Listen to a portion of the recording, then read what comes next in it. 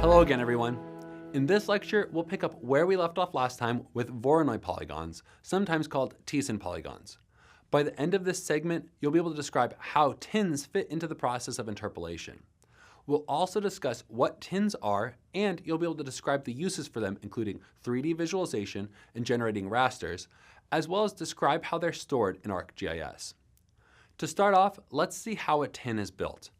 Imagine the Voronoi polygons from the last lecture, where we have polygons and everything within the polygon is closest to the same point that the polygons were built from. Building a tin from here is easy. We simply connect the points that were the foundation of the Voronoi polygons across each boundary they share with another polygon so that the points form their own network. This network is the basis for the tin. We can then elevate the points to a height based on the attribute we want to build the tin around. We used the examples of elevation or air pollutant concentrations before. These edges then connect points of different heights so that the tin becomes a true surface. Spots in between the points, or vertices, are filled by polygon surfaces that infer the value for us.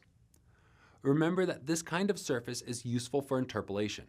Effectively, we've taken a handful of values, scattered at different locations that we sampled empirically, and then we've filled in the values for the rest of the area by connecting the values we have together.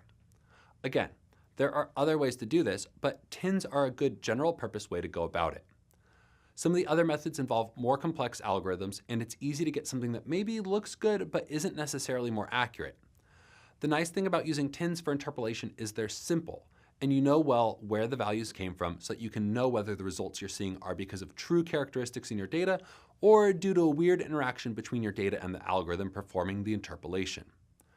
These other methods, such as inverse distance weighting, splines, and kriging, are all beyond the scope of the specialization, but are worth reading up on if you think you'll need to do more interpolation in the future. They're all useful in their own ways for different projects. At this point, it's worth taking a moment to note that tins are stored differently than the rest of the data we worked with in the specialization.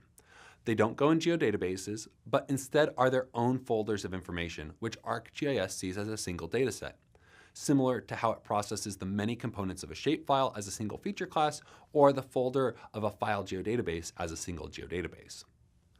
Once we have a tin, we're not stuck using that format though.